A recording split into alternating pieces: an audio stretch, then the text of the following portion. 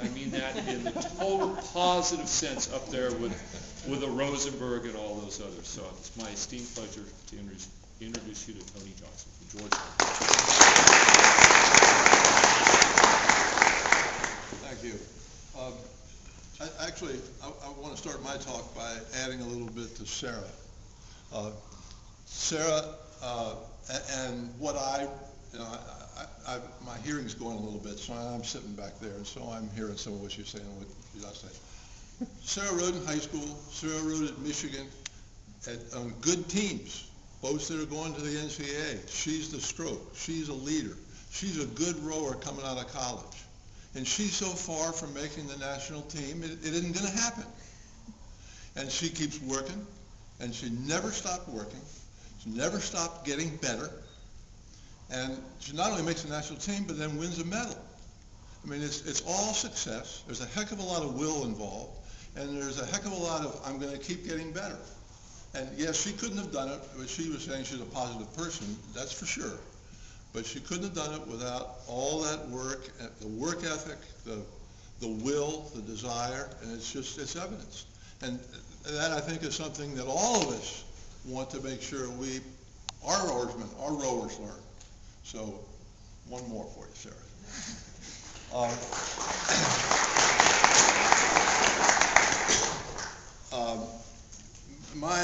My point here today is to emphasize and to talk to you about dealing with the basics. For you to think about and what you're thinking about and how you form your feeling and your thoughts of what the basics of rowing, what they are.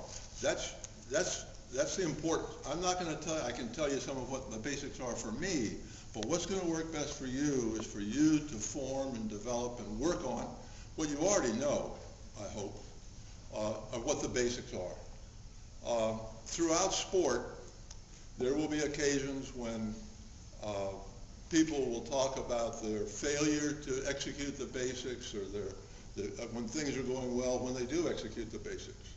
And the point that when I watched a football game, if any of you are NFL fans and were watching the playoffs a couple of weeks ago, was just borne out in the conversation that a few of us were having.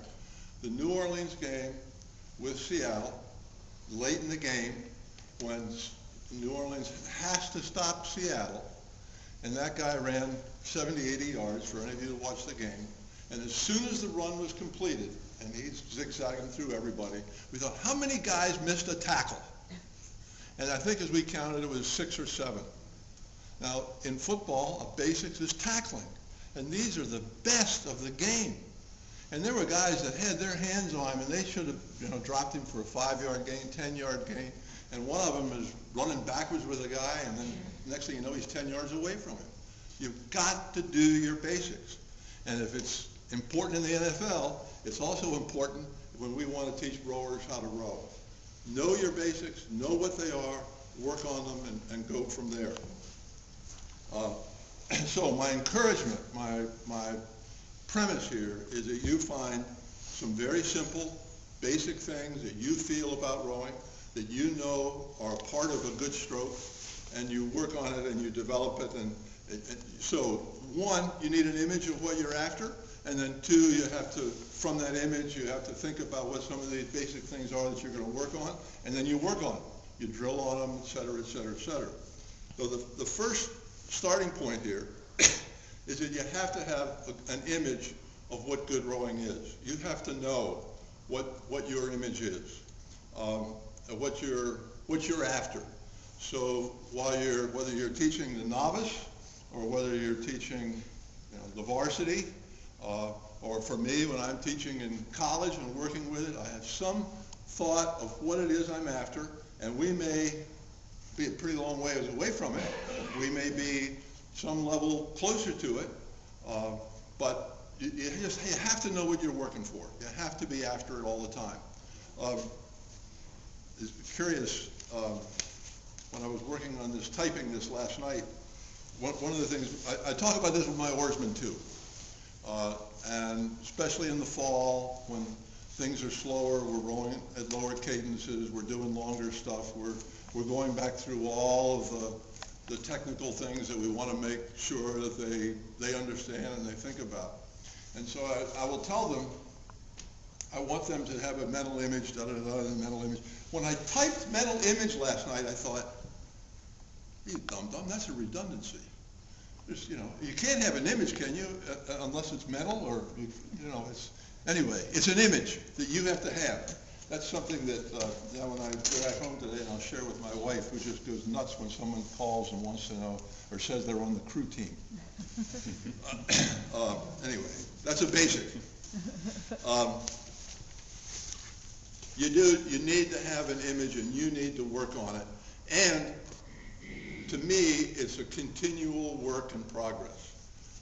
I, as Mike noted, have been coaching for a long time. I've been in this a long time. And I had an image of what I was after when I started coaching a long, long time ago. And I realized over the years how much that is refined, adapted, changed, whatever. But you work from your basics and you just work from there. One of the basics I'll tell you right away, obviously, you want to move a boat. You can't move a boat if the blade's out of the water.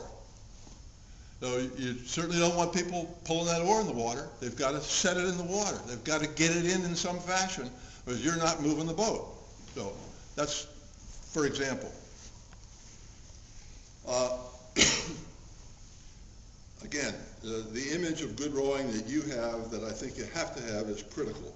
And then work on it, refine it, challenge yourself, let other people challenge you, you challenge them, talk about style. The more clear it is to you, the better off you're going to be. And it's just absolutely necessary. And there are two little stories, illustrations that I want to tell you that help me get to the point of feeling this way. One, I'm sitting talking to a group of oarsmen at lunch, college oarsmen, bright guys, and I don't even remember exactly what the conversation was exactly, but I know to me, they're complicating it. They're just making more and more of it than what I think it really ought to be. And I said, well, wait a minute now. If we're rowing 30 strokes a minute, we're taking a stroke every 2 seconds. So we take that stroke, and all we're doing is repeating it and repeating it and repeating it. It's the 2-second motion. How much can you do in that 2 seconds? Don't think of it as such a big deal. Work on what you're doing in that 2 seconds. Simplify it. And then if we break it down, if we row without a slide, if we row on the square, whatever else we're doing, we're breaking it down even more. But try to get away from thinking of this as some complicated thing.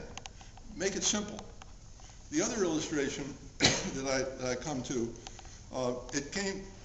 the analogy comes to me first from figure skating. They don't do this anymore, but in the world championship level stuff, and I suppose other championships too, if there's somebody here that's more active in figure skating. One of the first parts of the program was to do the school figures. And one of the parts of that I used to see on TV anyway, was a skater would go out and they'd skate a big figure 8. And then they would go over that, and the whole game was described from one time as you went through with your skate to the next in exactly the same track. And so the skater would go off to the side, and the judges would come out, and they'd study how close that track was one to the other. All right, I think of that with rowing. We're doing a movement that takes a couple seconds. We've got the catch, the drive, we come around to the finish, and we're scribing a circle, an oval. But we're just scribing the same thing. You do it with your finger in the sand as an illustration for people. If a person gets off at some point on that circuit, they didn't just come up and jump off. They got off by something they did wrong earlier. So, in my thinking of the basics, just come back. Someone's off at the catch. They're not handling their oar right. They're skying. They're waving the blade around. They're whatever, dropping their shoulders. They didn't just do it at that point. You've got to go back earlier in the stroke and show them, teach them, get them to do the correct motion. If I'm coaching for a catch, I generally start with that at the beginning of the recovery. And the body preparation, getting set, getting organized, getting set. So when they come to the catch, that being the end of that motion of the recovery, they're in the right body position. Scribing that circle. And then it just simplifies it for me, being an old simple-minded guy. I like to try and make sure that I am dealing with those things. The simple task of what you have to do to make a boat go, and where you have to be in that stroke. So always go back a little earlier, and think about if someone's doing something wrong here, where is it that they got off? What do you have to do to correct it?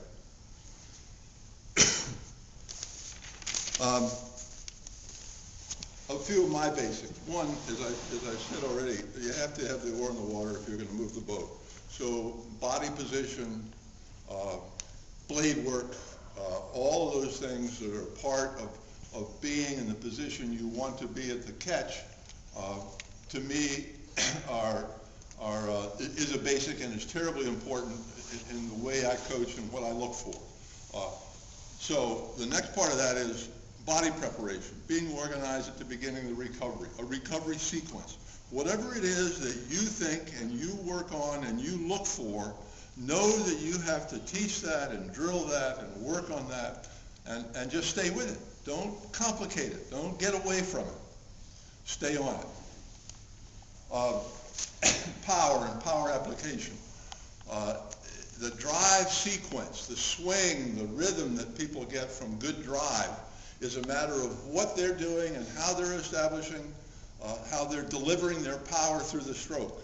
So that, again, power and power application, the drive sequence, the coordination of the drive, suspending on the drive, hanging on the oar handle. Any of these things you want that work back to what you believe and you understand the basics of a good stroke. Go back to the basics. The drilling, I remember one time when I was coaching at Yale, and the big thing of the year is the Harvard race, and we're both very good crews. I don't remember the exact year that this happened.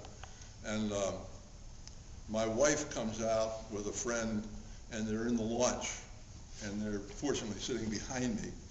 But I know I can just read as we're doing, we've rowed since September. It's going to race on June 5th, and it's June 3 or 2 or something, 2 or 3 days beforehand. And I'm out there with 6 guys at a time rowing on the square, doing some basics. And it's driving my wife nuts because she thinks we can't be ready. If you'd have to be doing this sort of stuff, what are you doing that for? But rowing is basics. I don't care if you're rowing a race that's 500 meters long or 2,000 or 1,500, or in this case, what we're doing, 4 miles. We've got to do one stroke right. They have to think and be comfortable and be prepared to do it, to execute it again and again and again. So it's just my way of breaking it down and working on it. Anyway, it's finding yourself in this of what your image is, what you believe your basics are, and then working from there. And then the other part of that is the drills that you do. Never, in my mind, never be afraid to stop and do the drill that you think is necessary to make the point, to make sure that they execute that one stroke well, as say, opposed to you feel you have to get some work done today because they have to be able to do this and such on Saturday. They've got to also be able to row well on Saturday, and so stick to your basics, stick to your basics.